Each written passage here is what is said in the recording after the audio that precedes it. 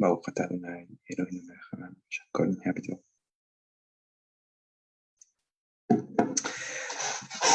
Ok.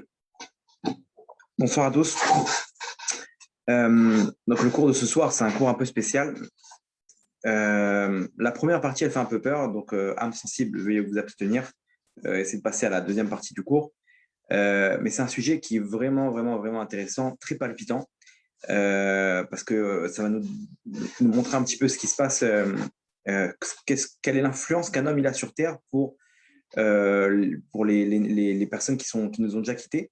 On va voir ce qui se passe avec eux dans la première partie et du cours, qu'est-ce qu'ils peuvent, quels sont les problèmes auxquels ils peuvent être confrontés et qu'est-ce que nous, sur Terre, on peut faire pour pouvoir les aider et réparer leur neshama pour qu'elles puissent trouver le repos dans les mondes d'en haut, dans le Gan Eden, Bezrat Hashem. Donc, on va voir qu'Hachem, il a mis tout en place pour pouvoir faire en sorte que chaque juif, il a sa place, il rentre chez lui à la maison pour l'éternité. Et même s'il est tombé, c'est sûr qu'il y a des réparations à faire. Et nous, sur Terre, on a la possibilité de pouvoir aider ces Neshamot-là. Comment? On ne sait pas qu'est-ce qu'on doit faire. On a un peu appris des goïms. On met le mec qui vient avec des fleurs sur le tombeau, sur la tombe, etc. On va mettre des pierres. On va faire on va dire des télim. On va faire un grand repas avec des brachot, etc. Mais il y a des choses qui sont hyper importantes qu'on met de côté et des choses qui sont un peu moins importantes qui deviennent très, très essentielles, des choses qui servent à rien et des choses qui sont très, très fortes mais qu'on ne fait pas, qu'on ne connaît pas. Donc aujourd'hui, on va apprendre tout ça et comme ça, on va pouvoir faire, si on applique ça à la lettre, je peux vous dire que vous pouvez voir très prochainement l'un de vos proches venir vous voir en rêve, vous dire merci sur ça, sur ce que vous avez fait, parce qu'il aura sa place et d'en haut, il a une reconnaissance et il demande tout simplement à venir vous voir en rêve pour vous dire merci. C'est comme ça, les morts, ils ont la possibilité de revenir en rêve. On va voir, il y aura tout plein d'histoires où c'est un peu le lien qu'on a. Tout ce qu'on a réuni aujourd'hui, c'est un peu par rapport à ça. Et donc, voilà, on y va. Donc, on est parti. Comment réparer l'âme des défunts? On a tous un proche qu'on aimerait aider. Et aujourd'hui, on va apprendre comment le faire. Ok. Donc, ce qui se passe avec une neshama, avec une personne lorsqu'elle quitte ce monde. Alors, il faut savoir que une fois que l'âme, elle monte, elle sort du corps, ok, elle rentre dans un corps spirituel, ok, qu'elle aura créé par l'intermédiaire de ses mitzvot, par l'intermédiaire de ses prières, de son étude de la Torah, de ses traits de caractère. Elle rentre dans quelque chose de spirituel, un corps spirituel. Le même qu'on a maintenant, spirituel, la Neshama, elle rentre dans ce corps-là, et ce corps-là, il retourne à sa place dans le Gan Eden, en passant par le jugement, etc. Et elle retourne à sa place dans le Gan Eden. C'est exactement, elle rejoint l'autre partie de sa Neshama, la Neshama est divisée en plusieurs parties, qui se trouve directement au Gan Eden. Et là-bas, directement, c'est un bus qui nous accompagne à la dernière station, et là-bas, c'est le repos éternel. Le problème, c'est quoi? C'est que lorsqu'une personne, elle n'a pas créé ce corps spirituel, parce qu'elle ne faisait pas Shabbat, par exemple, ou parce qu'elle ne mettait pas les tefilines. Donc, par exemple, cette personne qui ne mettait pas les tefilines, dans ce corps spirituel, il y aura un bras en moins. Donc, par exemple, cette personne-là, elle respectait pas ce qu'on appelle la pureté familiale, etc. Tout plein de mitzvot qu'on mettait de côté. Au bout d'un moment, on arrive, la neshama, elle sort du corps, l'âme, elle sort du corps et elle voit qu'il lui manque des choses. Elle sent à ce moment-là, on parle d'un cri que d'un bout à l'autre du monde, on entend, un cri de regret profond, d'un coup, on comprend toute la valeur des mitzvot, de tout le bien qu'on fait dans ce monde-là. D'un coup, on comprend, en un instant, on comprend la valeur que ça a, parce qu'on voit matériellement, on voit tout ça faire un avec nous, chose qu'on ne voit pas aujourd'hui dans notre Neshama. Et quand la personne elle sort du corps, elle voit tout ça. Le problème, c'est quoi? C'est que, donc on a dit quand il n'y a pas de mitzvot qui sont faits, le corps spirituel, il est endommagé. Okay, et lorsqu'il y a des avérotes qui ont été faits, à ce moment-là, il y a des forces spirituelles négatives qui ont été créées qu'il faut annuler. Et que nous, on ne les voit pas. Elles sont là autour de nous. c'est le fruit de nos avérotes, de nos péchés. Et soit on les répare dans ce monde-là, soit on les répare lorsqu'on quitte ce monde. Alors, on peut voir dans le cours qu'on a fait sur le monde des anges et des démons, on explique tout ça en détail, comment ces forces-là sont créées, des anges maléfiques, des démons, toute une famille là-bas de choses qui sont créées par nos actes. Et lorsqu'on quitte ce monde, donc le Zohar, il ramène qu'il y a ce qu'on appelle le Chibut Akever, ou Kafakela, un des deux. Alors, c'est quoi? C'est une fois que la personne elle est enterrée, il y a 4 anges qui viennent et qui sortent le corps spirituel, donc qui n'est pas complet, qui sortent cet esprit, on va dire, spirituel du corps, 4 anges comme ça qui le sortent, et que d'un coup, il voit tous les anges maléfiques qu'il a créés par le fruit de ses mauvaises actions. Et d'un coup, eux, ils ont la possibilité de s'annuler que s'ils lui font payer mesure pour mesure ce que lui, il a créé en mal dans ce monde-là. Ils lui font payer ça physiquement. C'est un genre de contact physique avec cet esprit-là. Okay, il ressent les douleurs, même s'il n'existe plus. C'est un genre de fantôme, quoi. Un genre d'une neshama qui erre dans les mondes, dans les mondes. Et genre, il ressent physiquement la douleur. Alors qu'il est, on va dire, qu'il est proche de la spiritualité. Il n'est pas encore spirituel, mais il est proche de la spiritualité. Maintenant, c'est entre la matérialité et la spiritualité. Maintenant, donc, ils voient tout ça, et à ce moment-là, ils ont l'autorisation, ces anges-là, pour s'annuler, de le faire souffrir les souffrances qu'il a fait dans ce monde-là, mesure pour mesure. C'est-à-dire quoi? S'il a fait du mal avec ses yeux, il aura des souffrances dans ses yeux. S'il a fait du mal avec ses mains, il aura des souffrances avec les mains. S'il a fait du mal avec son corps, s'il a fait du mal avec ses pensées, avec tout ça, ça se matérialise par ce qu'on appelle le kafakela, et il erre dans le monde, il erre, il est poursuivi par des anges qui le massacrent jusqu'à temps qu'il a fini de réparer. Ça peut prendre quelques jours, ça peut prendre quelques années, voire des centaines d'années. Le Rav Yehuda Ptaya, Rabbi Yehuda Ptaya, il a un livre, lui, Hachem, il lui a fait un cadeau de pouvoir voir ces esprits-là, et il a un livre qui s'appelle Ruchot Mesaprot, les esprits racontent, où lui, il raconte toutes ces aventures qu'il a eues avec ces esprits qui se dévoilaient à lui et qui lui demandaient de l'aide pour l'aider à réparer leur neshama pour pouvoir trouver le repos éternel. Donc, tout ce qu'on va raconter maintenant, ça vient un peu de ce livre-là, du Zohar aussi, et du Harizal, qui nous explique un peu comment ça marche par rapport au Neshamot. Si une Neshama, elle arrive à ce niveau-là, et malheureusement, on a tous des avérotes, alors il faut savoir qu'une personne qui est enterrée vendredi après-midi, après Chatzot, après à peu près aux alentours de midi, comme ça, jusqu'à Shabbat, sachez que ces personnes-là, c'est des tzadikim qui ont eu un mérite énorme. Pourquoi? Parce que ceux qui sont enterrés le vendredi après-midi, ils sont sauvés de ce kafakela dont on parle maintenant, okay, même s'il a fait des avérotes, etc. Pourquoi? Parce qu'il y a la lumière du Shabbat qui commence à éclairer à partir de vendredi après-midi, et donc ces forces-là, elles s'annulent jusqu'à la fin de Shabbat. Donc quand une Neshama, elle monte, il n'y a aucun ange qui peut l'empêcher d'arriver dans sa place au Gan Eden. Il peut trouver le repos directement. Donc c'est un srout, c'est un mérite énorme d'arriver à être enterré le vendredi après-midi. Vous voyez, vous entendez une personne qui a été enterrée le vendredi après-midi, sachez qu'elle a un très très grand mérite. Un très très grand mérite. Maintenant, à nous de prier, d'être protégés par ça. On a la possibilité de demander à Hachem de nous protéger de ça. À nous de faire en sorte de ne pas y arriver dans ce monde-là. On va expliquer comment. De faire des choses pour l'élévation de notre âme dès maintenant, pour élever notre âme maintenant tant qu'elle est encore dans notre corps, de faire en sorte qu'elle soit protégée de tout ça. On va expliquer comment faire pour ne pas passer par toutes ces épreuves-là. Mais disons que voilà, nos défunts, nos proches, etc., qui sont partis, bon, les pauvres, ils faisaient des fois peut-être pas Shabbat. Et lui, il était marié avec une Goya. Elle faisait pas, elle respectait pas la pureté familiale. Donc toutes ces choses-là, on sait très bien, c'est clair, évident, qu'elles ont dû passer par là. Maintenant, nous, on a la possibilité de les sauver. Alors, il faut savoir que une fois que ces forces-là, elles s'annulent, automatiquement, la personne, on la fait entrer au Gehinam, en enfer. Alors, c'est pas l'enfer. Là, je vais vous donner une nouveauté. On ne parle pas de l'enfer qu'on connaît, avec un diable, etc. L'enfer, c'est la machine à laver avant d'entrer au Gan Eden. L'enfer, le Gehinam, donc, l'enfer, c'est plus, on va dire, ce qu'on a raconté maintenant, avant le Gehinam, avant le truc, c'est ça l'enfer, en fait.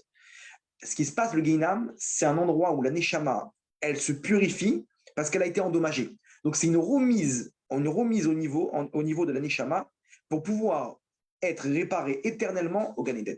Il y en a, ils ont besoin pas mal de temps pour régénérer leur neshama. Il y en a, ça peut se faire en un instant. En un instant, ils rentrent au Guéinam tout de suite. Juste derrière le Guéinam, il y a le Gan Eden. Donc, ils passent par le Guéinam, ils rentrent au Gan Eden tout de suite. Il y en a, ça peut prendre quelques mois, pas plus de 12 mois. Donc, vous comprenez bien que si c'est 12 mois maximum le Guéinam, donc il est clair que c'est injuste. Pourquoi? Parce que quoi? Le pire des Rechaïm, il a tué le mec, c'est un tueur en série. Il a violé des femmes, il a volé tout l'argent qu'il pouvait, etc. Il a fait toutes les avérotes de la terre. Et l'autre, il faisait pas Shabbat. Mais il était gentil. Lui, il va prendre perpète, donc c'est 12 mois. Et lui, il va prendre 4 mois, 3 mois, 2 mois. C'est quoi ça? C'est pas. Vous comprenez bien que c'est injuste. Maintenant que vous comprenez qu'il y a quelque chose avant le Guéinam, donc vous voyez qu'en fait, cette personne-là, elle peut réparer peut-être pendant 200 ans. 200 ans et après rentrer au Guéinam et faire 12 mois. Donc en fait, et lui, il est resté 3 jours dans le Kafakela et après il est rentré au Guéinam, il a fait 1 mois, 2 mois pour réparer le Shabbat qui ne gardait pas. Donc ça, c'est ce qui se passe, ok après la vie, il y a ce qu'on appelle le Kafakela. Vous pouvez voir, il y a un cours qu'on a fait, le parcours de la Neshama après la mort. On parle de ça en rapide, mais là, on détaille un peu plus parce qu'il faut savoir qu'est-ce qui se passe pour ces Neshamot qui n'ont pas fait ce qu'il faut pour pouvoir savoir comment les réparer, pouvoir comprendre quelle est l'importance de les aider, ces Neshamot-là, parce que sur Terre, on a la possibilité de leur faire passer tout ça, les Hashem. Ça, on a un moyen très facile de vérifier tout ce que je suis en train de dire, c'est de parler en communication de rentrer en communication avec ces âmes qui errent. Comment? Alors, je vais vous raconter comment on fait, mais ne le faites pas. Parce que c'est un issour karet. Ça veut dire que ça a la même valeur comme Avera que manger à Kippour, manger du Hametz à Pessah, ou Nida, etc. C'est une Avera qui est très grave sur la Torah. On a un issour de parler avec des morts. On a un interdit de parler avec les morts. Ok, Hachem, il veut qu'on soit, on est de la Emouna, pas besoin de savoir ce qui se passe en haut, etc., de rentrer en communication. Maintenant, ça existe, il y a des moyens, ok, dont un qui s'appelle en hébreu science, ok, en français, je crois que c'est le Ouija, ok. C'est quoi? Vous prenez un tableau comme ça, vous prenez une planche, vous mettez des lettres, ok, avec oui, non, avec des numéros, etc. Et vous allumez une bougie, vous mettez autour d'une table, ok. Donc encore une fois, je répète, c'est pas à faire, je vous dis juste comment ça marche, ok. Vous prenez les personnes, ils prennent un verre retourné, ils mettent tous la main dessus et ils appellent une neshama qui est dans le coin, ok. Ils l'appellent pour venir s'installer sur le verre et rentrer en communication. Comment elle leur parle, cette neshama, cette âme? Elle dirige le verre vers les différentes lettres, ok. Donc il y a quelqu'un qui écrit à côté. Je m'appelle Henri, ok. Je m'appelle Julien. J'étais à l'armée, je suis mort à l'armée, comme ça et comme ça. Il raconte toute son histoire, comment il est mort. Il faut savoir que ces Neshamot-là sont loin d'être tzadikim. Pourquoi? Parce que s'ils sont en train d'errer et qu'ils ne sont même pas encore entre Guénam, ça veut dire ils sont poursuivis par ces anges. Là, on a attrapé un qui était entre deux poursuites, ok, qui avait un petit peu de répit. Des fois, ils ont du répit là-bas. C'est pas tout le temps. C'est des fois, ils sont punis que 4 fois par jour et entre-temps, ils se baladent. Ok. Des fois, c'est un peu plus, des fois, c'est une fois par semaine. Et donc, lui, celui qui se balade maintenant, il rentre dans le verre et les gens, ils peuvent raconter, ceux qui ont fait ça parce qu'ils ne connaissaient pas la halakha, okay, ils peuvent vous dire le verre, il bouge tout seul. On voit bien qu'il y a quelque chose, là, il y a une force qui bouge le verre. Maintenant, mieux que ça. Si vous lui demandez, vous lui posez une question sur Akadosh Baruch Hu, le verre, il explose. Ça, c'est un élément que vous voulez prouver que Hachem existe, vous parlez, enfin, ne faites pas, hein, encore une fois. Mais les gens, ils vont vous dire, ceux qui font ça, vous posez une question sur Akadosh Baruch Hu, comment il est Akadosh Baruch Hu, il faut savoir que le verre, il explose. Vous lui posez une question sur Allah, rien du tout. Vous lui dites Akadosh Baruch Hu, en 1000 morceaux. C'est incroyable. Ça, c'est un truc vraiment incroyable. Et ces Neshamot-là, elles parlent, etc. Elles vous racontent tout ça. Maintenant, ce sont des Neshamot qui errent dans les mondes d'en haut, ok, et qui se baladent maintenant, ok, et qui sont là. Maintenant, il ne faut pas faire ça, encore une fois, parce que c'est assourd. Et deuxième chose, pourquoi il ne faut pas faire? Parce que quand vous l'invitez à venir dans le verre, quand il sort du verre, il reste chez vous. Et il vaut mieux pas vivre avec des Neshamot comme ça, qui, comment dire, je vais vous expliquer pourquoi. Parce qu'elles sont poursuivies par ces anges-là. Elles cherchent absolument à se cacher de ces anges-là. Comment elles peuvent se cacher? Elles n'ont aucun endroit où se cacher. Il y a un seul endroit où elles peuvent se cacher, c'est en nous. Maintenant, dans notre Neshama, on a une protection naturelle. qui s'appelle, selon les termes kabbalistiques, le levouche. Le levouche, c'est la neshama, elle a plusieurs couches, ok? Plusieurs couches. Il y a ce qu'on appelle le keli. Le keli, c'est le corps, ok? Le réceptacle, c'est le corps humain qu'on a, ok? Après, on a le levouche. Le levouche, c'est exactement ce qui fait écran entre juste derrière le corps, on a le levouche. C'est une protection naturelle de la neshama, ok? De l'âme. Après, on a les tselem, ok? Les mochin, ok? Et les lumières, ok? Les orotes, ok? On a donc le keli, levouche, tselem, mochin, et orot. Donc le levouche, c'est la première couche de la neshama. Lorsqu'elle est endommagée, je vais expliquer comment on peut endommager cette protection naturelle, à ce moment-là, il y a une possibilité de rentrer dans notre neshama. C'est-à-dire que cette âme-là qui erre, elle se poursuit par des anges. Elle sait très bien que maintenant, si elle rentre en nous, elle est protégée. Les anges, ils ne peuvent plus la trouver. Donc, si quelqu'un, il a déchiré son levouche, ces âmes-là, elles peuvent rentrer là-bas. Et c'est ce qu'on appelle un dibouk. Vous avez déjà entendu parler de ce mot-là, j'imagine. Un dibouk, c'est, c'est une âme qui rentre dans la personne. Entre parenthèses, la majorité des gens qui sont fous aujourd'hui, qui sont dans des asiles de fous, ils sont hantés par des dibouks ou par des rouach tout. Rouach tout, c'est des esprits qui sont pas forcément, qui sont ces âmes-là, mais qui prennent pas le contrôle de la personne. Mais cette personne-là, elle a un vent de folie. Ça s'appelle un rouach tout. D'autres, l'âme, elle prend le contrôle du corps. C'est-à-dire, elle est rentrée et en plus, elle prend le contrôle. Et le mec, il devient nerveux, il fait des choses bizarres, il dit des choses bizarres, il ne comprend pas ce qui se passe. Et d'un coup, on note sur son dossier schizophrène. Il n'est pas schizophrène. Oui, il y a deux personnalités en lui. Sa neshama et une autre neshama. Vous comprenez? Et ça, alors, Rouach tout, un médecin normal, un psychologue, il peut réparer. Dibouk, il faut un rave. Vous prenez le meilleur des psychologues, vous prenez du neurofeedback, ça ne fera rien. Par contre, un rave, il peut vous dire exactement comment faire. Et des gens, tout le monde peut sentir ça, que des fois, on ne sait pas ce qui se passe. Sachez qu'il y a des allers-retours qui se font. Comment on fait pour protéger sa neshama, pour ne pas endommager le levouche? Alors, il faut savoir que ce qui déchire ce levouche-là, c'est principalement deux avérotes. La colère, lorsqu'on arrive à un niveau de colère où on est prêt à déchirer des vêtements ou casser des choses. Il y a plusieurs niveaux dans la colère. Quand on arrive à ce niveau-là, sachez qu'on déchire le levouche de sa neshama, la protection naturelle de sa neshama. Ça, faites vite tchouva dessus, parce que calmez-vous vite, parce que là, vous êtes à portée de n'importe quelle âme qui erre dans la pièce et qui trouve maintenant une opportunité magnifique pour pouvoir se cacher. Deuxième chose, tout ce qui est problème de adultère. Quelqu'un qui fait des avérotes avec des femmes, avec des goyotes, ou tout ce qui est zéra, les batala, etc., semence en vin, il massacre le levouche de sa neshama. Et à ce moment-là, il peut arriver à ce qu'il y ait des allers-retours dans sa neshama. Ce qu'on appelle le dibouk. Comment faire pour réparer ça? Le migvé, premièrement, il remet un peu en place le levouche. D'étudier la Torah, ça crée une lumière, non seulement ça répare cet habit spirituel, mais en plus, ça l'améliore. Et vous pouvez voir des gens qui étudient beaucoup la Torah, ils ont une genre de lumière sur leur visage. Mais comme sur la lune, des fois quand on voit la lune, on voit une genre d'aura autour. Des fois, si vous vous concentrez sur un tzaddik qui étudie beaucoup la Torah, vous verrez cette aura autour de lui. Cette même aura qu'il a, parce que son levouche, il est clair. Il est clair et les forces du mal, ces neshamot-là qui errent, elles fuient de tout ça. Troisièmement, la tchouva. Quand on fait tchouva, on répare son levouche, c'est clair. Quelqu'un qui est tombé, il fait tchouva tout de suite, il demande pardon à Hachem, il prend sur lui de plus recommencer, son levouche, il est automatiquement réparé. On a aussi dans les brachot du matin, ça je vous donne un secret incroyable que vous pensez à le faire, dans les brachot du matin qu'on dit, okay, les birkot hashachar, les bénédictions du matin, là-bas il y a Baruch ata Hashem Elokeinu melech haolam, malbish arumim. Donc source de bénédiction, tu es Hachem, okay, notre Dieu, roi du monde, maître du monde, malbish arumim, qui habille les arumim, ceux qui sont les dénudés.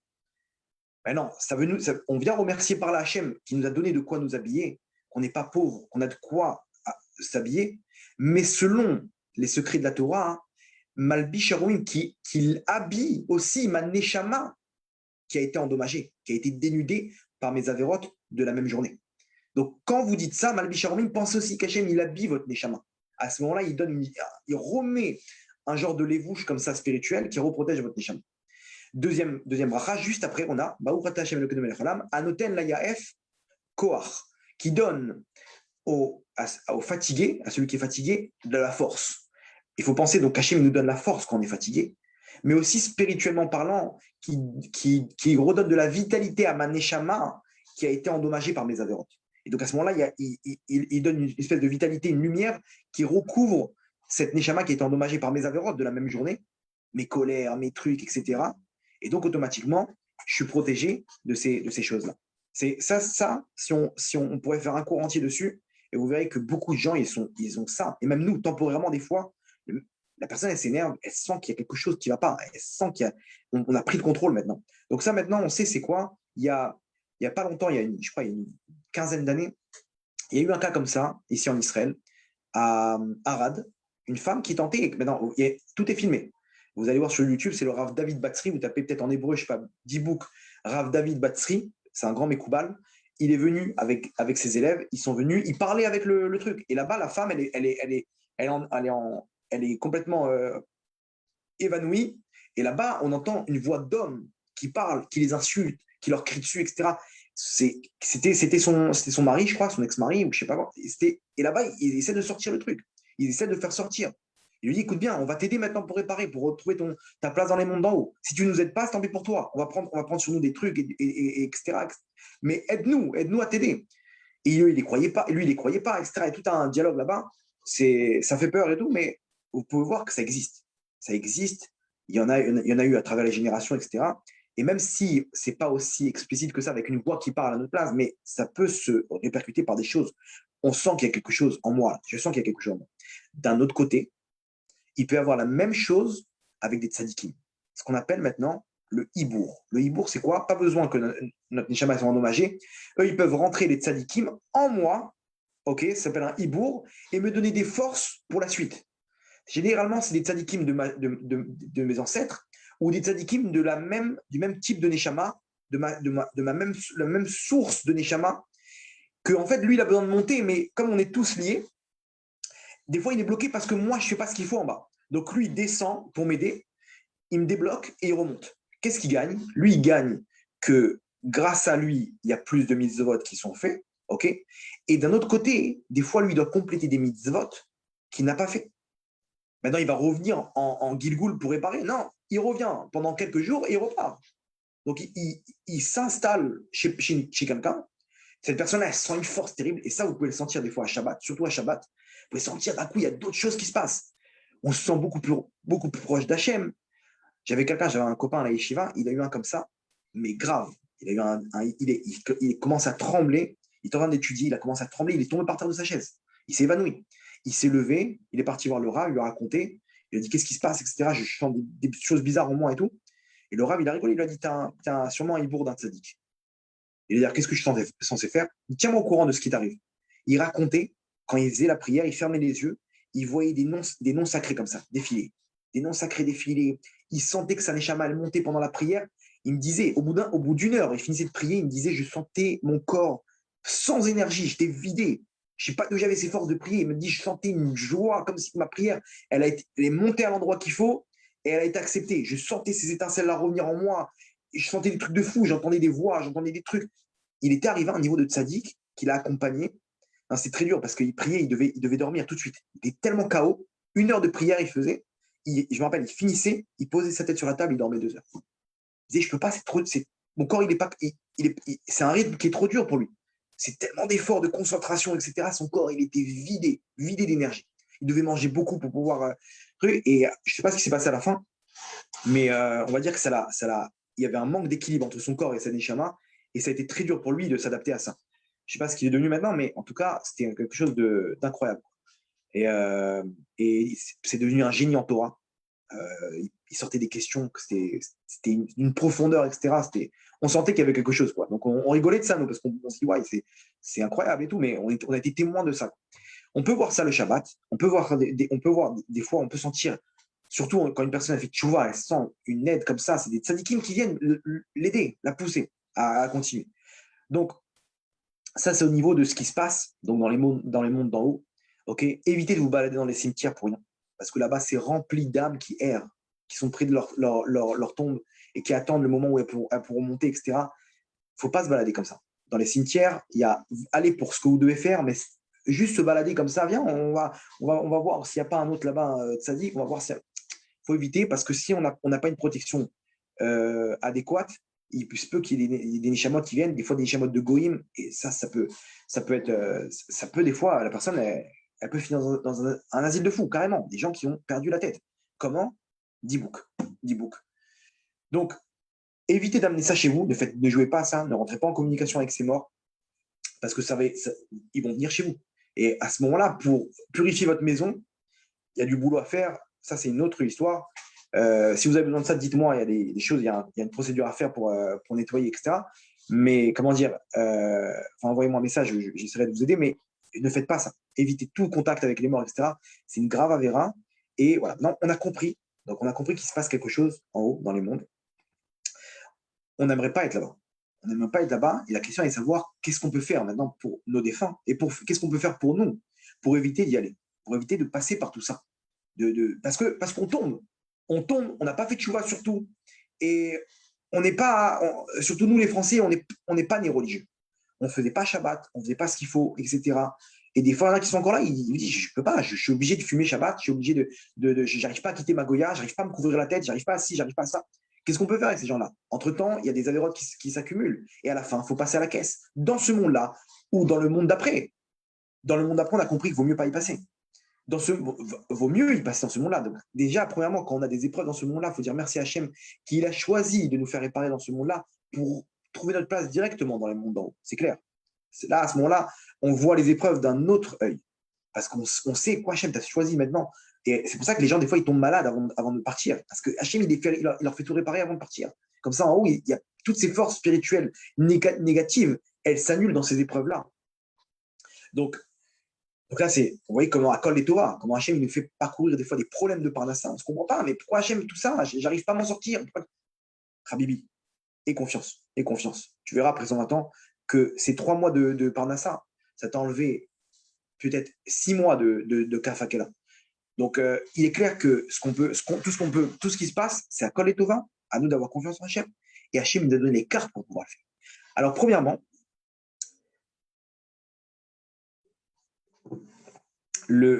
n'attendez pas de compter sur les autres. Je vais expliquer qu'est-ce qu'on peut faire pour les autres, mais ne comptez pas sur les gens pour le faire. Parce que les gens, ils ont leurs intérêts. Ils n'ont pas les nerfs de s'occuper maintenant des défunts. OK, une personne pour ses parents, etc., d'accord, elle a la motivation. Mais quand une personne, ses enfants, ils ne sont pas dans la Torah. Quand une personne, ses enfants, ils sont pas dans ces trucs-là. Ils vont faire le Kaddish, etc., mais c'est tout. À ce moment-là, on ne peut compter que sur soi-même. À nous de préparer dès maintenant ce qui va se passer pour le monde futur. Comment? Déjà, je vais vous dire, tout ce qui est préparation à la vie après la mort, ok, c'est une ségoula pour la longévité, pour la longue vie. D'acheter une place dans un cimetière, c'est une ségoula pour ajouter des années à sa vie. C'est contradictoire. Attends, quand je prépare la mort, c'est peut-être que j'y suis, non? Hachem, il me prépare. Non. Quand tu prépares la mort, c'est une ségoula pour vivre plus longtemps. D'où on voit ça. Je vais donner une preuve de la Torah. Yaakov Avinu lui-même, il a demandé là-bas, il a dit à Yosef, amène-moi, tu ne me laisses pas, ne m'enterre pas en Égypte, amène-moi dans le Kever Asher Kiriti que j'ai creusé.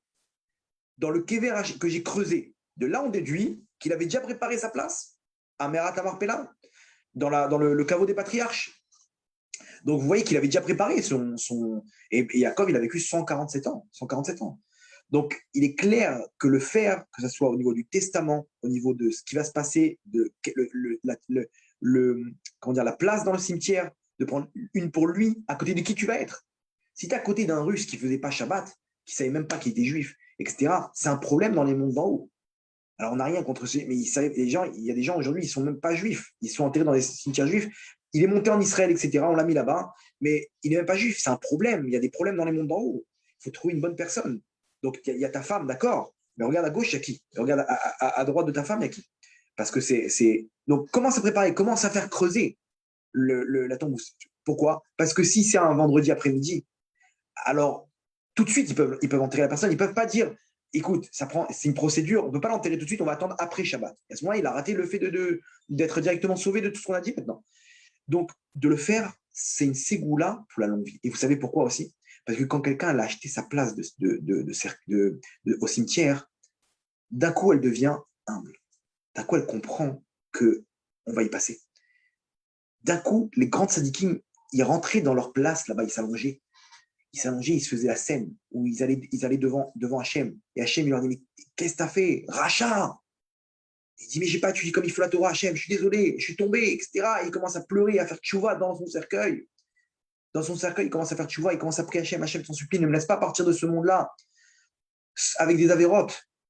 Sauve-moi, Hachem, ne me laisse pas tomber, ne me laisse pas.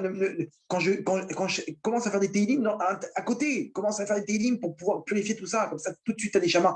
Elle rentre directement au Gan Eden. Et d'un coup, il se réveillait comme ça, il dit, maintenant, je peux encore réparer, je suis encore dans ce monde-là. Et c'est pas la même personne. Vous comprenez qu'une personne qui est face à la mort, c'est pas la même personne. Donc d'un coup, tout devient futile, les plaisirs de ce monde, etc. D'un coup, elle est face au Hémet. Face au Hémet, d'un coup, c'est une autre procédure.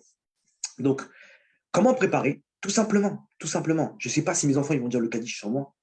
Je prends tout de suite, dans mon testament, je mets tout de suite qu'une somme d'argent, elle va à un avrer, à un étudiant en Torah, qu'il dit le Kaddish. En plus, pour moi, toute l'année.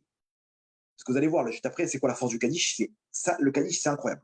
Le Kaddish, c'est une protection H24 de la Neshama après 120 ans. Et mieux que ça, c'est que ça l'a fait monter d'étape en étape dans les mondes d'en haut. Maintenant, à savoir si ils vont faire ça pour moi. Ils vont prendre quelqu'un, est-ce qu'ils savent c'est quoi la grandeur du Kaddish? Le mec, il se lève pas pour la tefila. Attends, moi, je perds pas une seconde. Je prends quelqu'un tout de suite. Je lui dis, regarde, écoute bien. Je ne sais pas quand est-ce que je vais partir. Il écrit au notaire là-bas, ordre que vous prenez quelqu'un qui lit le Kaddish pour moi, avec une somme de 1000 shekels par mois, 200 euros, je ne sais pas, pendant 12 mois. Ça va coûter combien? 12 000 shekels? Tu fais ça. À quoi bon? Tu ne vas pas emporter avec toi l'argent. OK? Mets ce qu'il faut. Prends ce qu'il faut. Fais de la tzedaka dans ce monde-là, tant que tu peux, pour élever ta neshama maintenant. Paye des cours de Torah dans des yeshivot, etc. Maintenant. Commence à prendre une bougie maintenant. Tu écris tout ça. Tu mets de l'argent dans ton compte en banque. Comme ça, il n'y a aucun problème. Tu demandes là-bas, il y a un truc que personne ne connaît. Et ça, c'est un ségoula incroyable. C'est que la personne, elle s'entoure. Le linceul, il y a une possibilité de prendre en lin. Alors, c'est une demande. C'est une demande à faire au cimetière là-bas qui coûte 250 shekels. Ça dépend des cimetières. 400 shekels. OK? Demandez à ce que le linceul, l'habit qui recouvre donc le mort, il soit en lin. Pourquoi? Parce que le Zohar, il dit que le lin, c'est une matière qui protège des forces du mal. Donc, ta neshama, elle est forcément protégée là-bas après 120 ans. Ça coûte 200 shekels, 200 shekels. Vous voyez, maintenant, tant qu'on ne leur demande pas, c'est du tissu normal. Vous voyez, il faut le savoir. Il y a des choses à connaître, de se dépêcher, d'enterrer le mort rapidement, etc. La personne, elle fait un testament selon les règles de la Torah. Elle s'assoit avec un rav et dit, Rav, c'est quoi l'enterrement le mieux? Je vais écrire ça comme testament. Prépare ton testament, c'est une ségoula pour t'ajouter des années encore dans ta vie, Bezrat Hashem. Prépare ton cimetière, parce que tu ne sais pas sur qui tu vas tomber. Tu ne sais pas combien de temps ça va prendre, comment ils vont faire, etc. Tu prends quelqu'un qui dit le Kaddish pour toi, comme il faut. Tu sais, c'est quelqu'un qui étudie la Torah, il va étudier pour toi. Tu mets, ça va te coûter combien? 10, 20 000 shekels. Mets ça de côté, déjà, pour ton futur.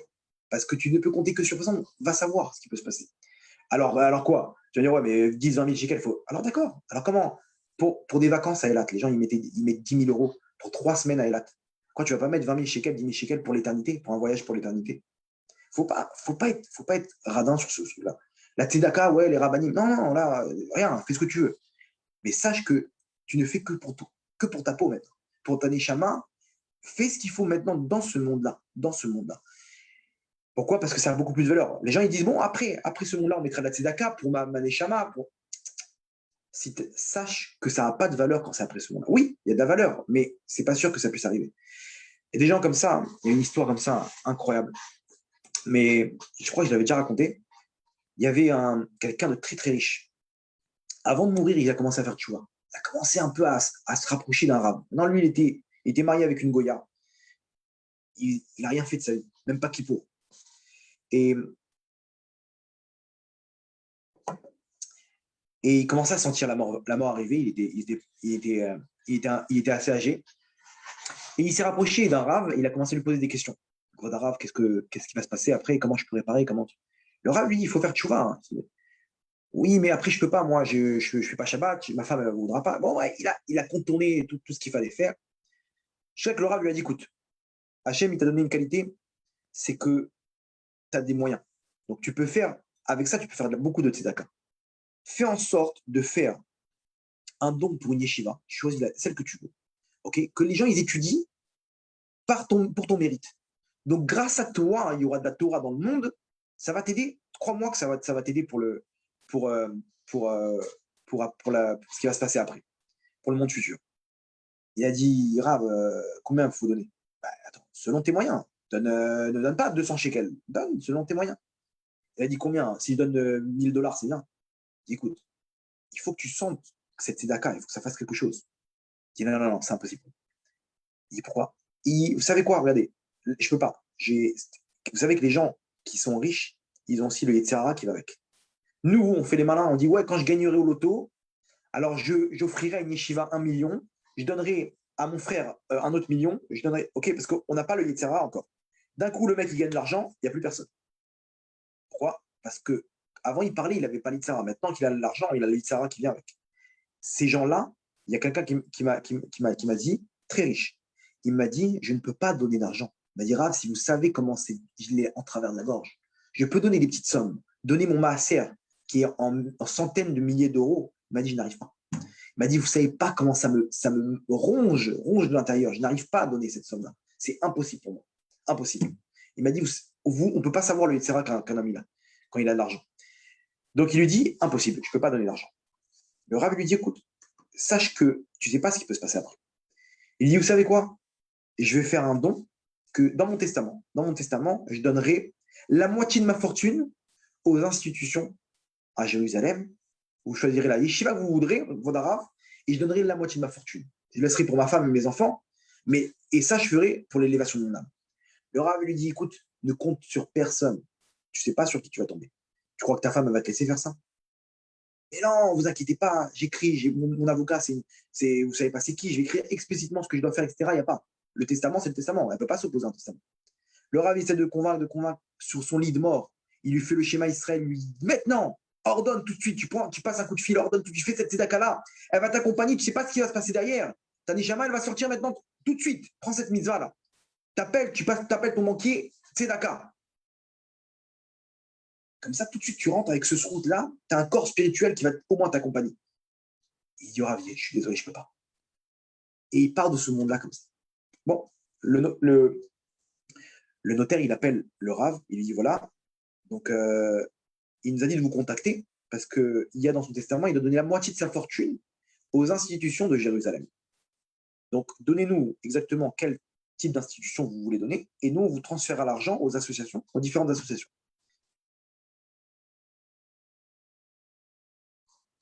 Le Rav lui dit, OK, il commence à faire une enquête à Jérusalem, quelles sont les institutions qui sont en galère, qui ont besoin d'argent. Il commence à chercher à droite à gauche, passer des coups de fil et tout. D'un coup, il reçoit un coup de fil d'un avocat. Vous êtes convoqué, non, du notaire. Le notaire dit tout est bloqué. Tout est bloqué. Il y a un appel qui a été fait, donc il y aura un jugement. Pourquoi? Parce que sa femme, elle a mis en place comment dire, un contre-appel, etc. Parce qu'elle, elle remet en cause le testament. Bon, le Rav, pour lui, ok, elle peut tenter toujours le coup, mais c'est explicite, quoi. Et là-bas, arrivé au jugement, l'avocat, il dit quoi? L'avocat de cette femme-là, il a écrit les institutions de Jérusalem. Les institutions religieuses de Jérusalem. Les institutions religieuses de Jérusalem, qui nous dit que ce sont les institutions juives? Comment ça? Il était juif, ce bonhomme. Et l'avocat, il commence à plaider et à dire, est-ce qu'il a vécu comme un juif toute sa vie? Il était marié avec une chrétienne. Toute sa vie, il faisait Noël. Il ne mangeait pas cachère. Il ne faisait pas Shabbat. Il ne faisait pas ci, il ne faisait pas ça. Donc, à mon avis, le choix qu'il a fait dans sa vie, c'était de ne pas être juif. Donc, quand lui, il dit institutions religieuses à Jérusalem, c'est forcément pas des institutions juives. Le juge a tranché que ça devait être distribué aux institutions religieuses chrétiennes de Jérusalem, la moitié de sa fortune. Imaginez-vous, en haut, il croyait acheter Hachem. Il croyait envoyer un petit billet. Il arrivait au jugement comme ça, il va dire Hachem, je sais, ok, je sais. N'aie pas peur, il y a une petite enveloppe qui arrive bientôt. Et Hachem lui dit, où ton enveloppe? Il n'y a pas d'enveloppe. Et d'un coup, il voit des anges arriver. C'est quoi? C'est toutes les avérotes de tout l'argent qu'il a donné maintenant pour la Vodazar. Vous vous rendez compte? Ici, ne comptez sur personne. Faites ce qu'il faut parce que on ne sait pas ce qui peut se passer. On ne sait pas ce qui peut se passer. Et déjà, dans ce monde-là, déjà, de faire en sorte de faire tchouva déjà, d'annuler toutes ces avérotes-là et de préparer ce qui se passe après. Ok, maintenant venons à ces gens-là, ces personnes, ces défunts qui sont partis. Comment nous, on peut les aider? Donc, comme on a dit, le Kaddish. Premièrement, je vais vous donner maintenant une liste de choses qu'on va pouvoir appliquer. Premièrement, le Kaddish.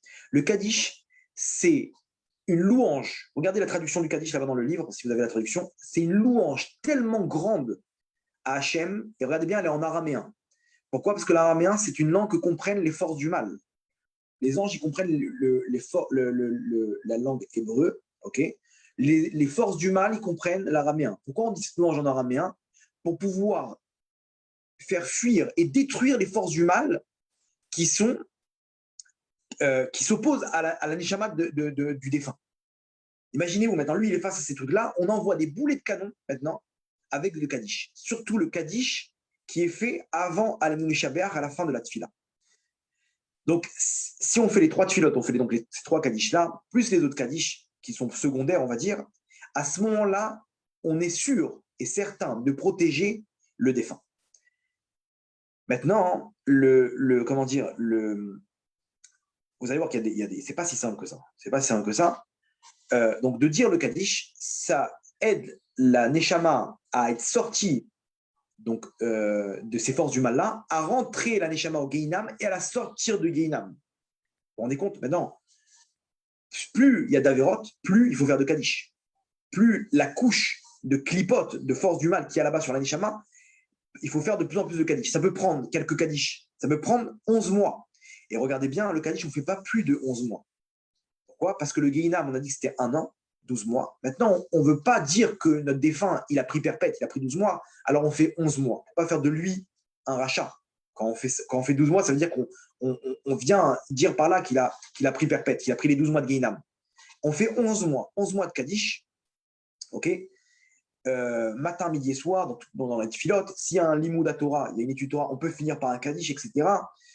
Et on protège la Neshama. On fait 11 mois au cas où il y a beaucoup à réparer, mais ça peut se faire déjà directement au bout des quelques jours qui ont suivi sa mort. Et juste après, il y a. Alors vous allez me dire, alors pourquoi on continue si jamais elle est déjà au Gan Eden? Parce qu'à côté de ça, quand on arrive au Gan Eden, ce n'est pas terminé. Il y a des niveaux. Le Kaddish, il a une fonction aussi de faire monter la Neshama dans les mondes d'en haut. Dans le Gan Eden, ça ne s'arrête pas, ça ne s'arrête pas. Tout le temps, ça monte, ça monte, ça monte, ça monte. Donc vous comprenez, ici, quand j'ai quelqu'un qui dit Kaddish pour moi, je suis tranquille. J'ai ma carte maintenant pour le monde futur.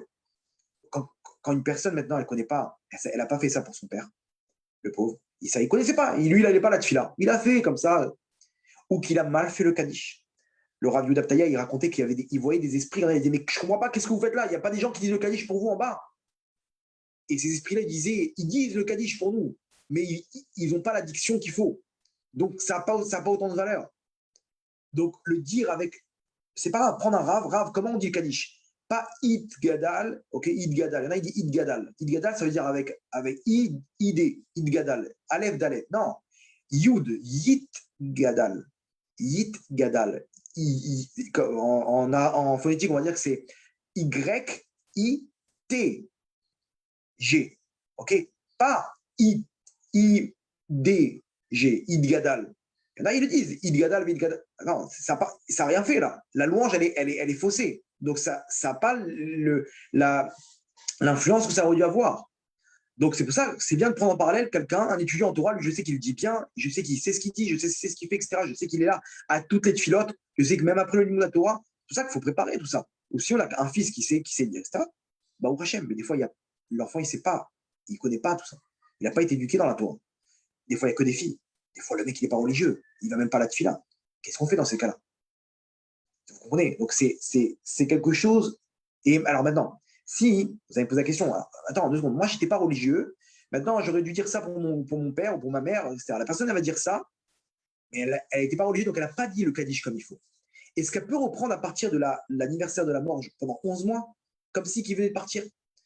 Oui. Pourquoi? Parce que c'est vrai qu'on a perdu le fait de le sortir du Gainam, parce que ça fait déjà des années qu'il est parti. Mais d'un autre côté, on peut gagner le fait de le faire monter dans les mondes d'en haut, que ça peut se faire à n'importe quel moment. Donc ici, le Kaddish, ça a une force incroyable. Ne mettez pas ça de côté. Le Kaddish, ça a une force incroyable, incroyable. D'un autre côté, ça aide aussi les vivants. Pourquoi? Parce qu'il y a écrit que quand on dit cette louange-là, surtout là, Amen Yeheshemé Rabba Mevarach, de toutes ses forces, le mec il crie Amen Yeheshemé Rabba de toutes ses forces, il peut annuler des mauvais décrets de 70 ans de mauvais décrets. Vous savez ce que c'est? C'est avec le mec 70 ans, que des galères. Tu dis Amen Yeheshemé Rabba de toutes tes forces, on te déchire des mauvais décrets. Vous vous rendez compte, le Kaddish? Le Kaddish, c'est un diamant qu'Hachim nous a donné dans la tfila. Dans la tfila. Ça nous fait monter en plus d'étape en étape dans la tfila, ça nous fait redescendre, ça fait l'intermédiaire entre plusieurs mondes, etc. Ne mettez pas de côté le Kaddish. Le Kaddish, il faut courir pour faire le Kaddish. Il faut courir. T'entends, il commence, tu cours, tu tapes un sprint là-bas pour répondre Amen de toutes tes forces. Parce que non seulement ça aide les âmes, mais en plus ça t'aide à toi. Si vous savez combien ça nous enlève des mauvais décrets, des mauvaises choses. Donc, le Kaddish, c'est la première chose. Première chose. Euh, bon, il y a plein d'histoires sur le Kaddish. Une histoire avec Rabbi Akiva. Rabbi Akiva, il a vu une Neshama comme ça qui se faisait poursuivre par des anges qui leur donnaient de couper du bois et de se brûler avec, de faire un feu et de rentrer dedans. Et il a attrapé, il dit, pourquoi tu cours comme ça? Maintenant, il lui dit, Rav, vous me voyez, mais je ne fais pas partie de ce monde-là, je suis poursuivi par des anges. Et par votre respect, ils se sont arrêtés de me poursuivre, par le respect du Rav. Il dit, quoi, t'as pas un fils qui dit le Kaddish pour toi? Il dit, je sais même pas s'il sait que je suis son père. J'ai fait toutes les avérotes de la terre, j'ai fait. Rabbi Akiva a dit, OK, j'ordonne au Beddin d'en haut, les juges, le tribunal céleste, je leur donne de mettre en suspens ta punition, et moi je vais m'occuper de ton fils. Il est parti, il a cherché son fils, il a fait son enquête, il a trouvé un fou furieux, un alcoolo, comme son père, toutes les avérotes de la terre. Il a attrapé, il lui a dit, viens, je vais t'apprendre c'est quoi la Torah, viens, il va mais c'est pas pour moi.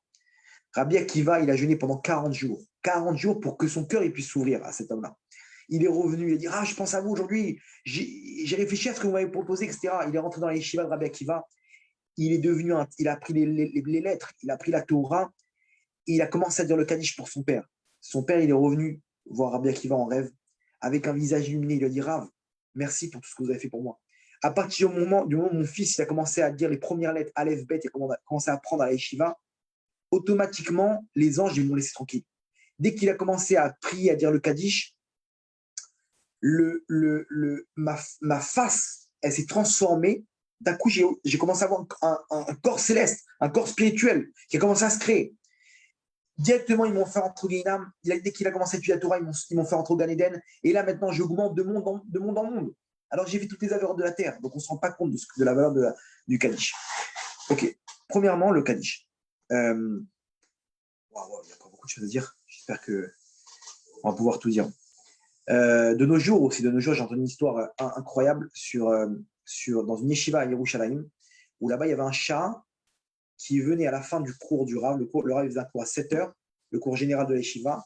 Là-bas, il y avait une fenêtre en haut. Tous les jours, à la fin du cours, le chat, il s'arrêtait, il se mettait là-bas à la fenêtre. OK?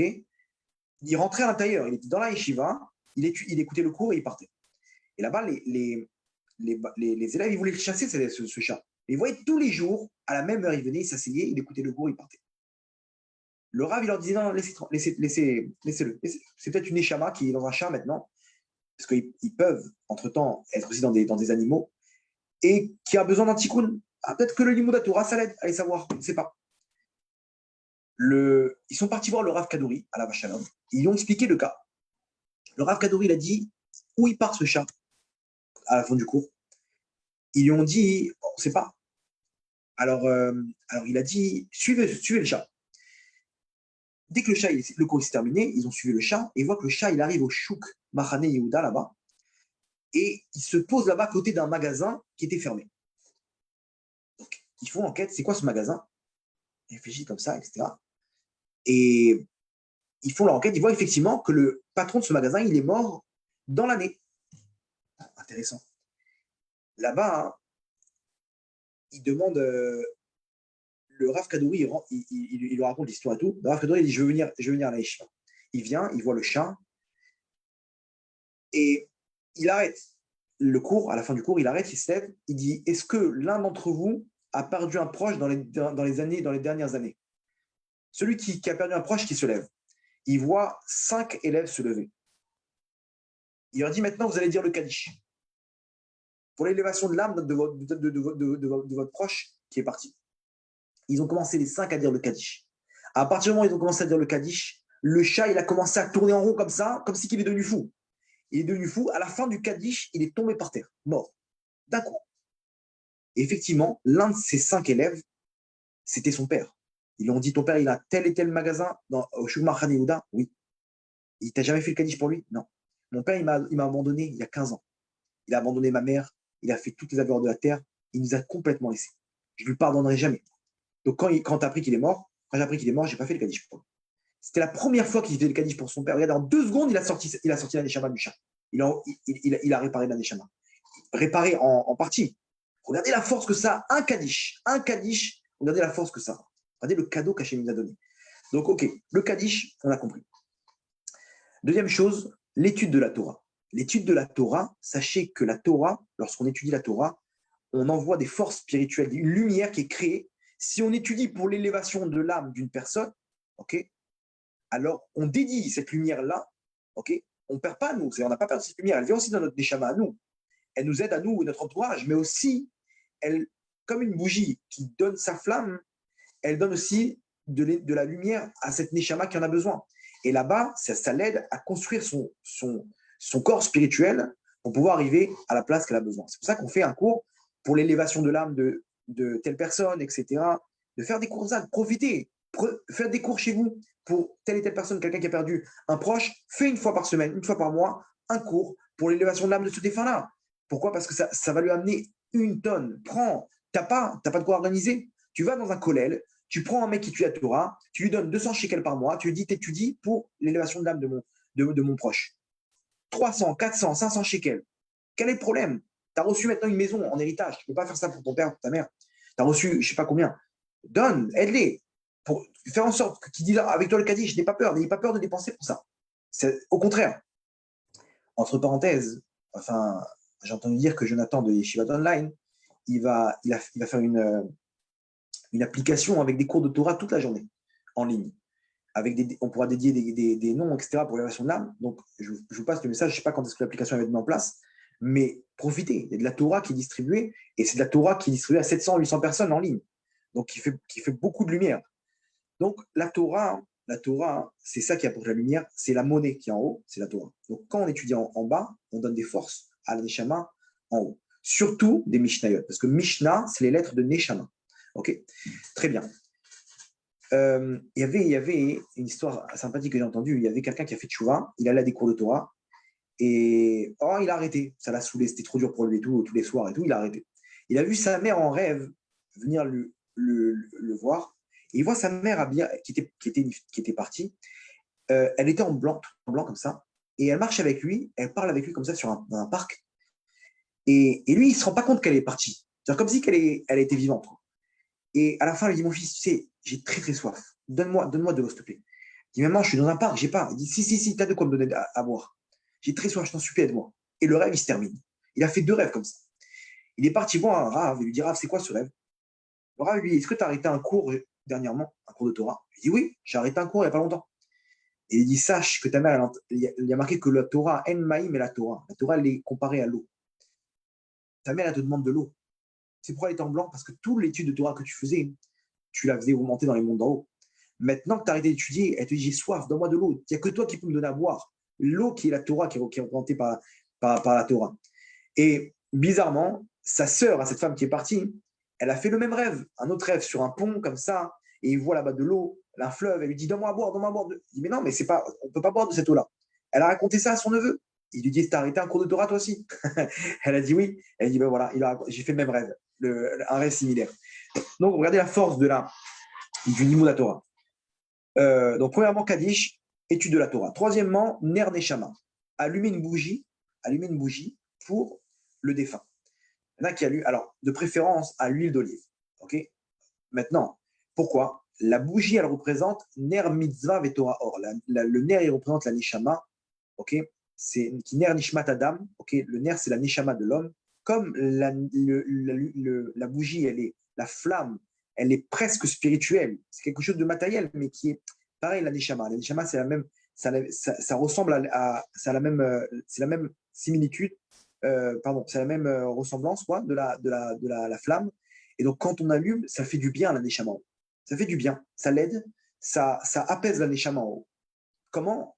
On ne sait pas, mais en tout cas, ça a une capacité d'aider. Maintenant, une raison que nous ramènent les commentateurs de la Torah, nous disent qu'aussi, pourquoi c'est bien d'allumer des bougies? Parce qu'à l'époque, c'est ça ce qui permettait d'étudier la Torah.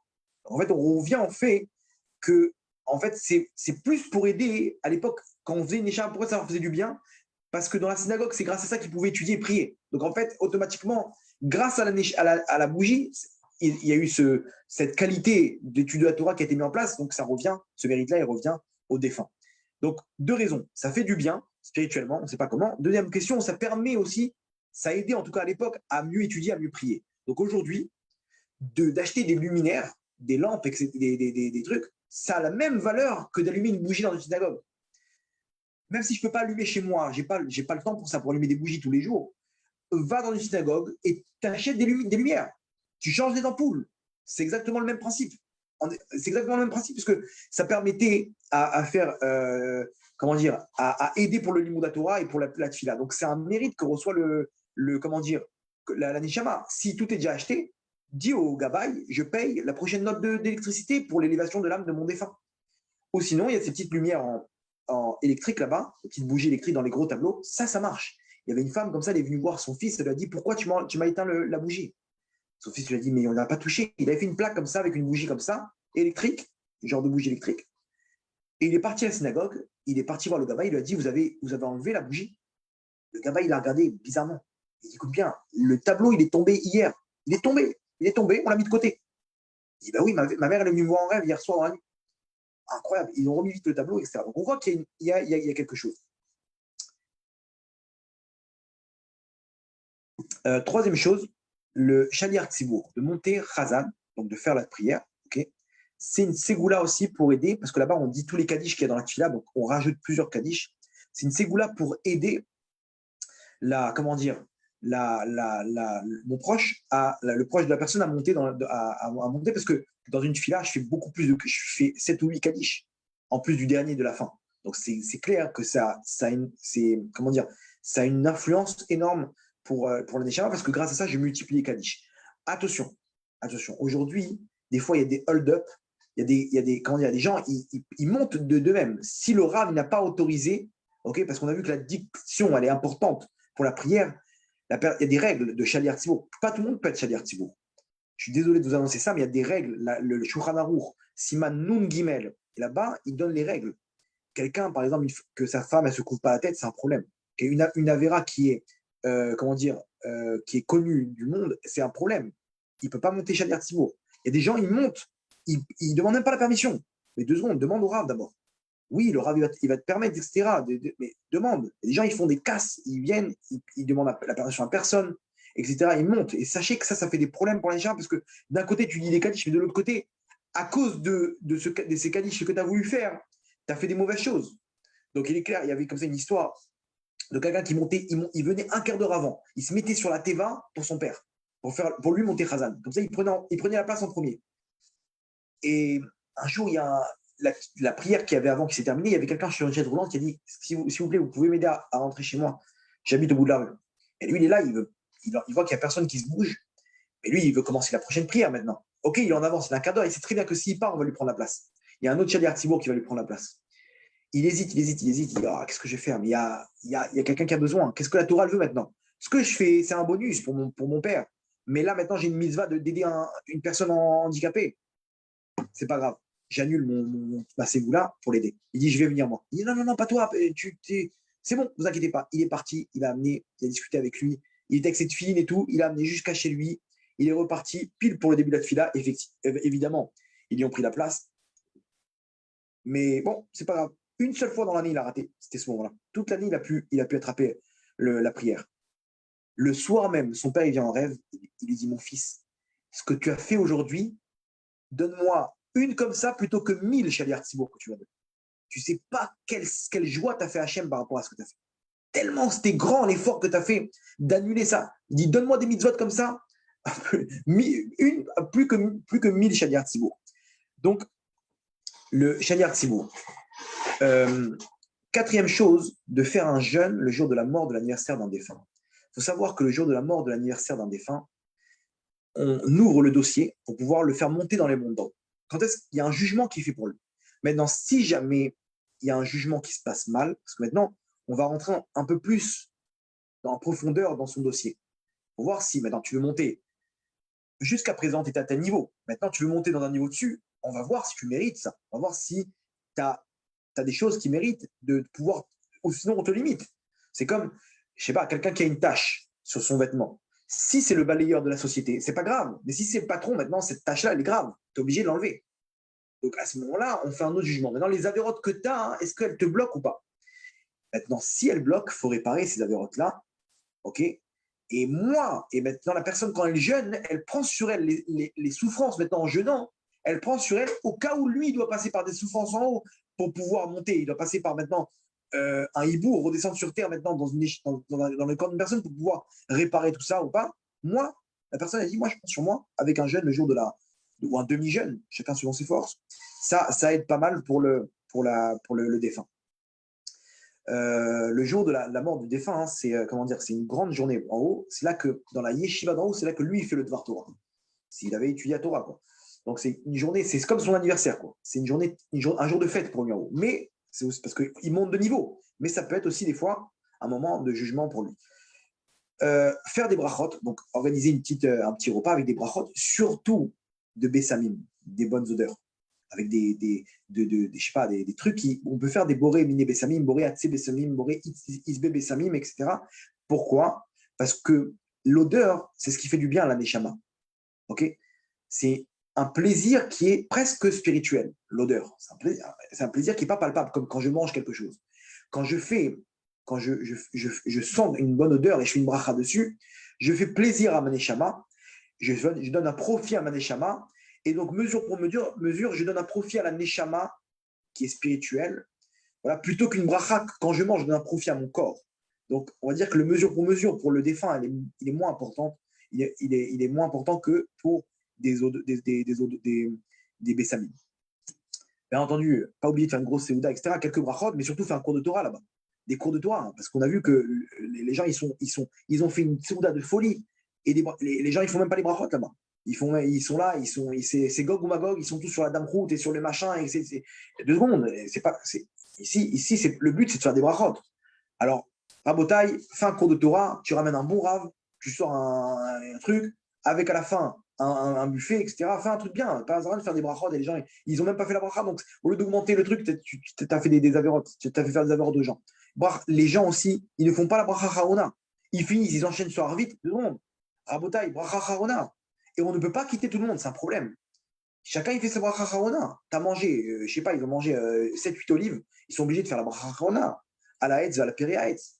C'est un problème d'acquitter tout le monde. Si tu vois que dans tous les cas, ils vont pas le faire, alors acquitte-les. Mais normalement, chacun, il doit faire son truc, sa bracha Borin et Fachot, etc.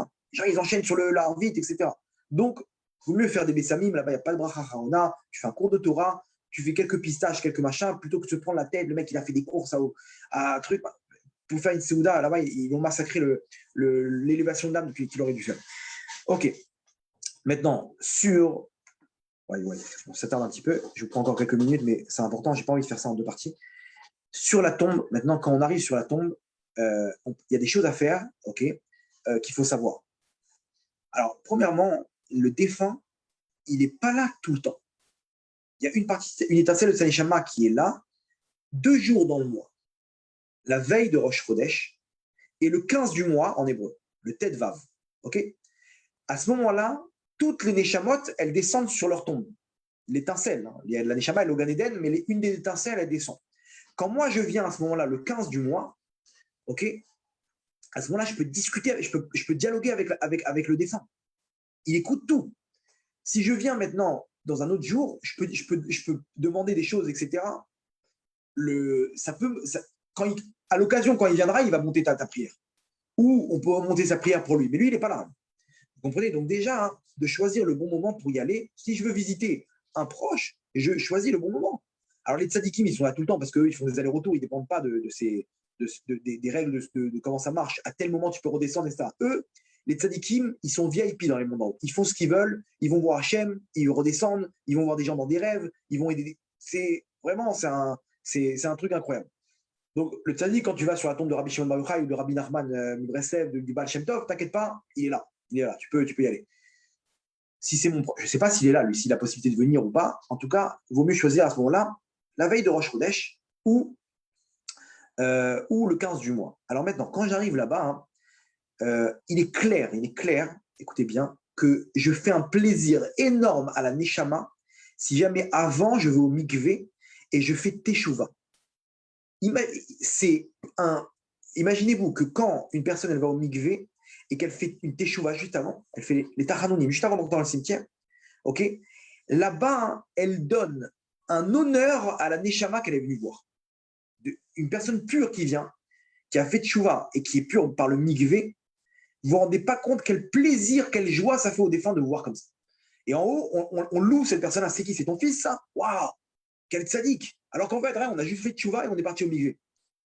Aussi, c'est bien d'aller au mikvé pour une deuxième raison, celle qu'on a expliquée au début du cours, pour pas qu'il y ait des mauvais esprits qui viennent maintenant, si jamais j'ai des avérotes, entre-temps, des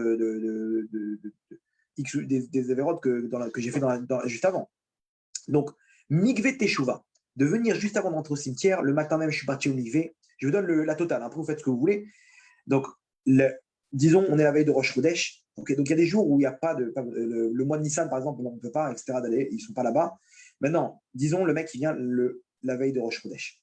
Il va au mikvé avant, il fait un petit mikvé. Juste avant d'entrer dans le cimetière, il fait les tachanonim. Hachem nou bagan. Il fait tchouva, une petite tchouva comme ça. Hachem, si j'ai fauté, je te demande pardon. Je prends sur moi de plus recommencer, etc. Et je regrette mes fautes. Il rentre juste avant là-bas. Il prend une pièce de tzedaka, il donne pour l'élévation de l'âme de la personne qu'il est venu voir. Donc, il rentre là-bas. Là-bas, écoutez bien. Il prend une pierre à côté, il la pose sur la tombe. Pourquoi? Parce qu'il faut un élément matériel pour que l'étincelle puisse se poser. L'étincelle, elle est là, mais tant qu'on n'a pas permis de donner quelque chose de matériel pour une genre un réceptacle, elle ne peut pas se poser, l'étincelle. Donc, on pose une pierre sur la tombe pour que l'étincelle, elle ait de quoi se poser, comme on fait, entre parenthèses, à la Brit Mila, pour la kissée de Eliyahu Hanavi, la chaise de Eliyahu Hanavi qu'on met pour que l'étincelle de Eliyahu Hanavi qui est présente, elle puisse se poser quelque part, il puisse y avoir un réceptacle. Bien entendu, libérons l'étincelle à la fin en reposant la pierre par terre. Ne laissez pas les gens, ils n'ont pas compris, ils posent plein de pierres comme ça et tout, et des grosses pierres. Et tout. Ça sert à rien, ça fait rien du tout. Le principe de la pierre, c'est pour poser la neshama. Après, quand tu peux la reposer, tu la reposes pour libérer l'étincelle. Vous comprenez? Maintenant, une fois que j'ai posé la pierre, c'est bien de faire 7 akafot. Tourner 7 fois autour du kéver. Pourquoi? Parce qu'un juif, il a une lumière autour de sa neshama, que quand il va tourner autour de la tombe, il va libérer les mauvaises forces qui sont là et qui peuvent interférer dans le dialogue que j'aurai avec le mort. Vous vous rendez compte? Avec le défunt. Donc ça, c'est pas un dialogue, une communication avec les défunts, comme on dit que c'était à sourd de lui, parce que là, lui, il ne rentre pas en communication avec moi. C'est moi qui parle. Bien entendu, lui, il ne fait rien, lui, il fait intermédiaire avec Hachem. Okay, et enfin, d'allumer une petite bougie là-bas pour, comme on dit que ça fait du bien à la neshama, pour l'élévation de son âme. Une fois qu'on fait ça, ce que je vais dire maintenant au défunt, c'est le ciel et la terre par rapport à ce que, stable, j'arrive comme ça, je fais mes petits télim, etc. Après, fais tes télim, fais ce que tu veux, mais fais tes demandes, tu ne te rends pas compte, tu lui as donné des forces maintenant à la neshama. Elle va monter en haut, elle va passer VIP parce que tu as fait des choses en bas énormes. Alors, si tu viens avec 10 personnes, waouh, si tu fais le Kaddish là-bas, encore plus. Et là-bas, tu demande à ton père, demande à ta mère là-bas qui sont les femmes, demande, j'ai besoin d'aide, papa. Parle-lui, ça marche, même si c'est pas un tzaddik. Parce que tu fais des choses, tu lui donnes des choses en bas, qu'en haut, il va arriver à avoir une carte VIP. Il arrive, il dit, je fais quoi avec ça là? Il va aller voir un ange, il dit, voilà, j'ai reçu ça, on m'a donné ça. Ouh, tu peux parler avec Hachem. Ah bon? Super. Allez, viens, je te guide. On l'amène devant Hachem, devant le trône céleste. Il dit, voilà, maître du monde, voilà, mon fils, il a besoin d'aide. Bien sûr, il n'y a pas de problème. Comment ça va? Tout va bien? Tu te sens bien en Gan Eden? Truc, tu veux d'autres choses pour ton fils? Oui, si tu peux lui donner aussi comme ça, les défunts, ils prient pour nous en haut. Ils prient pour nous, ils aident les gens dans ce monde-là. Donc ça, c'est ce qu'il faut faire avec sur la tombe. Deux choses, il nous reste rapidement. Ce qu'on appelle Tikkun Aniftarim. Alors ça, c'est l'arme nucléaire. Tikkun Aniftarim, c'est quoi? C'est de mettre en place, par l'intermédiaire de 10 étudiants en Torah, de lire tout le livre de Tehilim, de mettre un Sefer Torah sur la Teva, ok, et de lire le premier livre de Tehilim. Okay, donc là-bas, le livre, il est divisé en 7 jours. On est d'accord? Premier jour, les 10, ils lisent pour l'élévation de l'âme de la personne. Okay, ils lisent le premier livre de Tehilim, donc du Yom Rishon, du premier jour. Ils finissent, ils font une akafa un tour autour de la Teva avec le Sefer Torah, et pour Avraham Avinu. Comme on fait là-bas à Hoshana Rabbah, les 7, comme ça, Avraham, Yitzhak, Yaakov, Moshe, Aaron, David et Yosef. On fait exactement les 7 avec 7 livres de Tehilim, et à la fin de chaque tour, on met de la tzedaka et on sonne le chauffard. On fait ça jusqu'à la fin, ça dure 3 heures de temps. Les mecs, ils sont KO, ok? Ça libère la neshama, ça la fait rentrer directement au maximum de sa place dans les mondes d'en haut. Un truc de fou. Alors, si c'est un très grand rachat, il faut faire ça plusieurs fois, une ou deux fois, jusqu'à temps que, écoutez bien, jusqu'à temps que la personne elle vient en rêve et elle vous demande d'arrêter. Ça peut être une fois, et c'est connu. Vous le faites, vous allez voir l'un de vos proches, il va recevoir en rêve le message que c'est bon, Baruch Hashem, il arrive à sa place en haut, le repos éternel.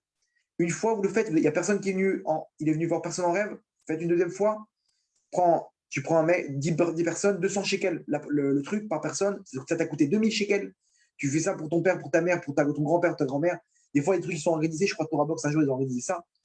Si vous voulez, je ne sais pas, manifestez-vous. Peut-être que je peux organiser ça avec des étudiants en Torah, etc., si vous êtes intéressés. Et on fait ça, c'est radical. Une fois, deux fois, trois fois, jusqu'à temps que la personne elle vient en rêve et te dit c'est bon, j'ai le repos éternel. Ça, c'est quelque chose qui marche. Demandez aux gens qui l'ont fait. Ça, c'est incroyable. C'est vraiment une bombe nucléaire.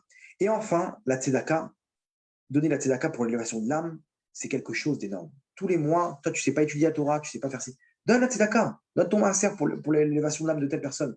Tu n'as pas d'argent, prends sur toi une mitzvah pour l'élévation de l'âme de ce défunt. Ça peut tellement aider, des gens. Nous, des gens, par exemple, ils se sont suicidés. Ils sont dans des galères. Ils ont rien du tout en haut. Ils errent, alors des chamas, elles errent. Et pouvoir réparer ça, c'est quelque chose de très dur à réparer. Et on voit, il y avait une histoire comme ça, on va finir avec ça rapidement. Il y avait quelqu'un qui travaillait dans une entreprise, c'était le seul religieux de l'entreprise là-bas en Israël, à Tel Aviv. Et là-bas, le patron de l'entreprise, il est parti. Et il a pris sur lui d'organiser l'enterrement, ce qu'il faut, le mikvé du mort, et le truc, et les trucs, et machin. Il a dit, bah, là-bas au cimetière, il a pris la parole, il a dit, mes amis, on va prendre sur nous maintenant de l'aider. On va organiser un cours de Torah dans le bureau pour lui, pour son âme. Et de la même manière qu'on s'est occupé de son enterrement, on s'occupera de créer un Sefer Torah pour l'élévation de son âme. Il finit de parler, le fils du défunt, du patron dans l'entreprise, il tremble de peur. Il lui dit, je peux te parler? Il voit qu'il est en train de bégayer. Il lui dit, tout va bien, qu'est-ce qui se passe? Il dit, il faut que je te parle. Il dit, hier, mon père il est venu me voir en rêve. Et il m'a dit, mon fils, aide-moi, au secours, je souffre, j'ai besoin de ton aide. Maintenant, personne n'est au courant, mais mon père, en fait, il s'est suicidé. Il n'est pas mort d'un arrêt cardiaque, comme tout le monde le pense officiellement. En fait, il a mis fin à ses jours. Il y avait beaucoup de dettes, etc. Et il en a eu marre, quoi. Il était triste et tout. Il s'est suicidé. Oh, qu'est-ce que tu me racontes là? C'est pas possible. Il dit maintenant, il souffre. Il m'a dit, aide-moi. J'ai dit, mais papa, comment je peux t'aider? Il lui dit, à mon enterrement, il y a quelqu'un qui va dire de la même manière que on s'est occupé de mon enterrement, on s'occupera du Sefer Torah pour moi. Celui qui dira ça, tu vas le voir, lui, pour t'aider. Imaginez-vous, il savait, le défunt, il savait ce qu'on allait dire maintenant. En haut, tout est connu, passé, présent, futur. Il savait ce qui allait se passer. Donc maintenant, le mec qui dit ça d'un coup, à l'enterrement, il est venu voir, il tremble de peur. Mon père, il m'a dit que tu allais dire ça. Il y a toi qui peux m'aider. Mais comment je peux t'aider? Je ne connais pas. Écoute, dans ma rue, il y a un Admour, l'Admour de Nadvorna. Il est très, très kadosh. Viens, on va le voir, on va voir ce qu'il peut faire. Ils vont voir, par chance, ils arrivent à choper le Rav quand il est sorti de la tfila, il avait personne avec lui. Ah, Rav, aidez-nous, machin, etc. Il lui raconte l'histoire, voilà, il s'est suicidé, etc. Le Rav, il réfléchit, il dit, c'est pas pour moi, c'est trop dur. Il y a un tzaddik Nistar, un tzaddik caché, lui, c'est sa spécialité. Sa spécialité, c'est les gens, les Neshamot qui errent, qui ont du mal à trouver leur place. Va le voir, dis-lui que c'est moi qui t'ai envoyé, parce que il va pas se dévoiler. C'est un tzaddik caché, personne ne sait qui il est, ne dis à personne qui il est, ok? Moi, je te donne l'autorisation d'aller le voir, et dis-lui que c'est moi qui t'envoie. Il lui donne une adresse dans le fin fond de Tel Aviv. Et là-bas, il tombe sur un vieux, un Thémani, un petit vieux comme ça avec un truc. C'est pourquoi? Qu'est-ce que tu veux? Sortez de chez moi. Ah, bizarre, c'est un tzaddik, lui. Il lui dit, voilà, Rav, je suis pas Rav, laissez-moi tranquille. Sortez, il claque la porte. Excusez-moi de vous déranger, on est désolé et tout. Qu'est-ce que vous voulez? Il lui dit, l'amour de Nadvanda, il nous a envoyé. Il dit, mais je connais pas, moi, l'amour de Nadvanda. Il dit, bah, c'est lui, regardez, il nous a donné votre adresse.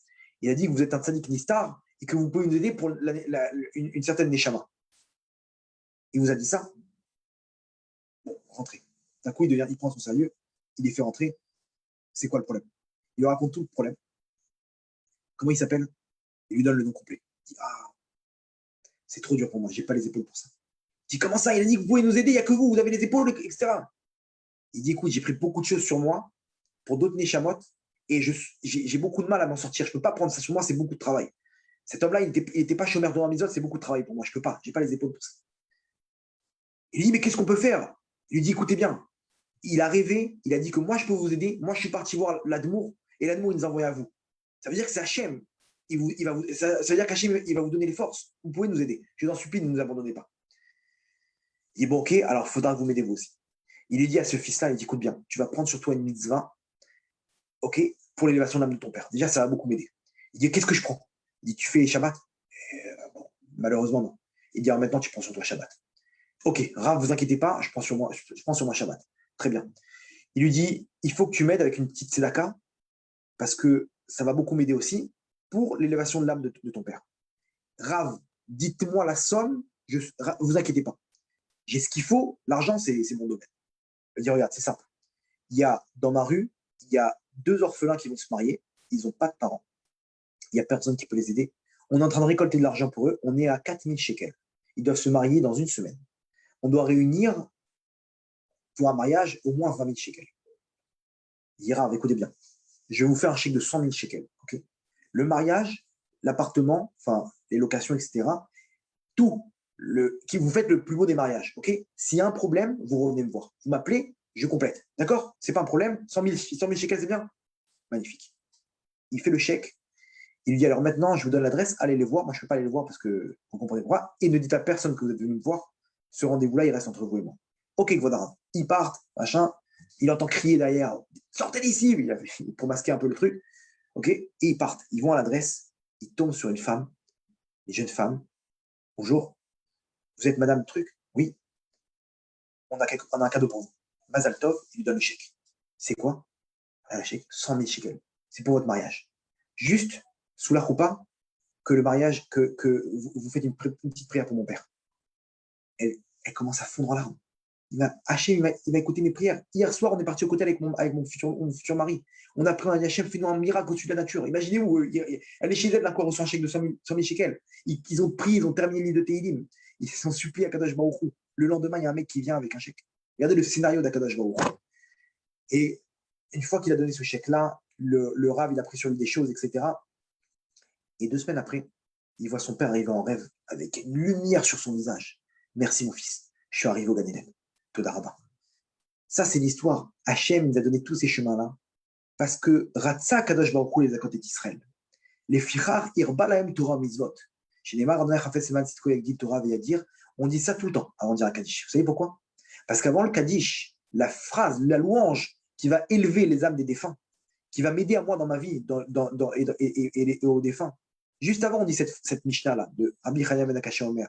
Ratsa Kadosh Baruch Hu. Pourquoi? Pour dire quoi?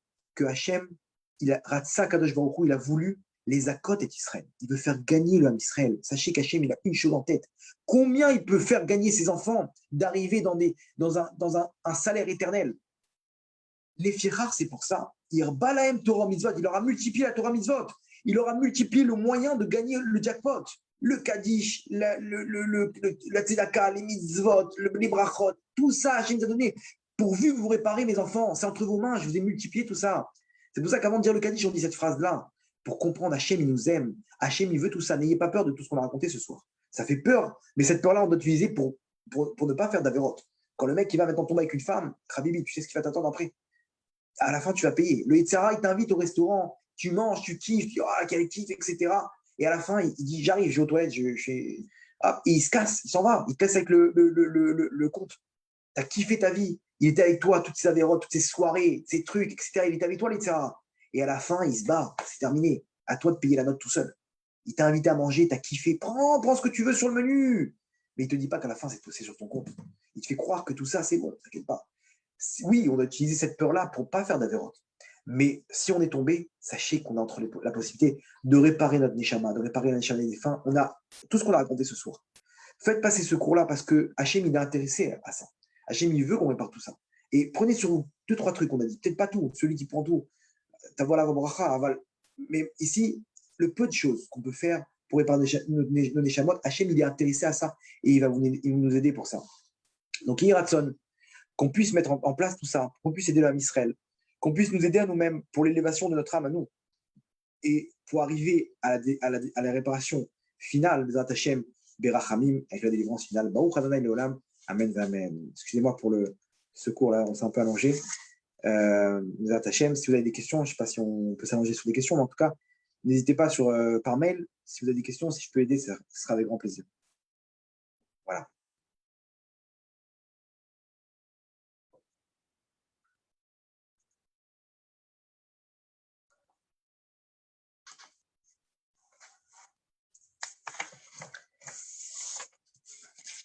Je ne sais pas comment on peut faire intervenir les gens, mais bon, si vous avez des questions, peut-être par écrit. Euh, sinon, sinon, on terminera. Ou encore une fois, en différé, quoi, sur le groupe Facebook. On profite pour remercier Jonathan pour tout ce qu'il fait avec Yeshiva Online et, Simcha et Rivka Belaïch pour tout le travail qu'ils font en coulisses sur les groupes YouTube, Facebook, etc. Et voilà. Donc, merci pour votre attention. Que des bonnes choses et Bessorot Tovat. Au revoir.